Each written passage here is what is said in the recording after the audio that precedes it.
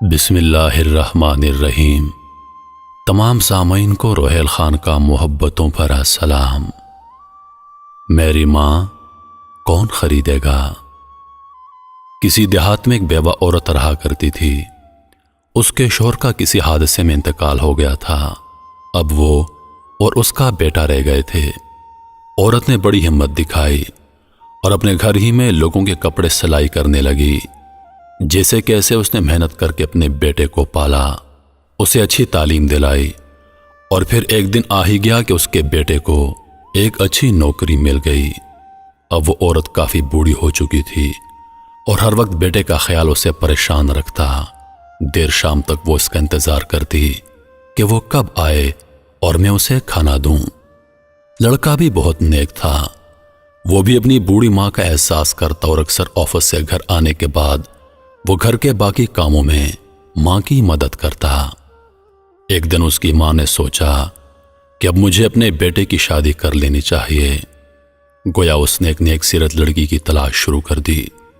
2-3 ماہ کے اندر ہی اس نے ایک اچھے گھرانے میں بیٹی کی شادی طے کر دی۔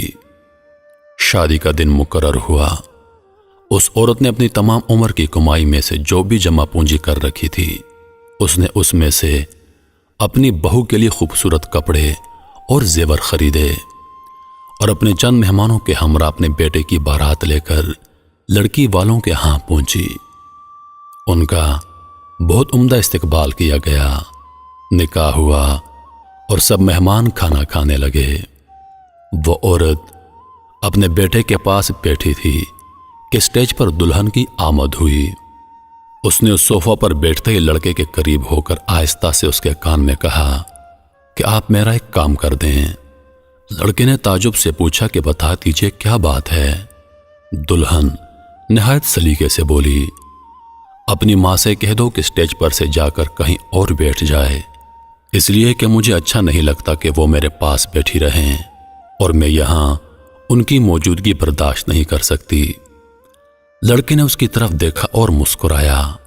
پھر وہ اسٹیج سے نیچے اترا اور سبھی مہمانوں کو مخاطب کر کے کہنے لگا، میں اپنی ماں کو بیچنا چاہتا ہوں کیونکہ میری بیوی اسے گھر میں نہیں دیکھنا چاہتی۔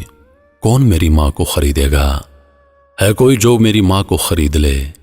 اتنا کہہ کر وہ رونے لگا اور اپنی جیب سے انگوٹھی نکال کر لڑکی کے حوالے کر دی۔ اس نے رشتہ وہیں توڑ دیا اور اس کے بعد وہ کہنے لگا، آج میں جو کچھ بھی ہوں اپنی ماں کی وجہ سے ہوں، مجھے ان کے علاوہ کچھ نہیں چاہیے۔ یہ سب دیکھ کر محفل میں موجود ایک صاحب کھڑے ہوئے اور کہنے لگے، میں ابھی اس نیک سیرت لڑکے کے ساتھ اپنی بیٹی کا نکاح کرتا ہوں۔ اس طرح اس نوجوان نے دنیا بھی کما لی اور جنت بھی۔ اس کہانی کا سبق یہ ہے کہ کچھ رشتے ہمارے لیے اللہ تعالیٰ نے منتخب کر رکھے ہوتے ہیں جن کا ہمیں احترام کرنا چاہیے۔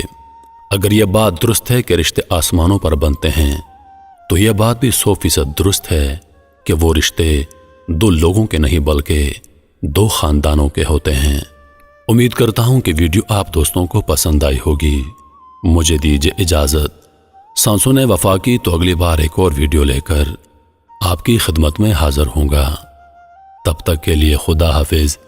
اللہ پاک آپ سب کا حافظ و نگہبان۔ ہنستے رہیے اور ہمیشہ مسکراتے رہیے۔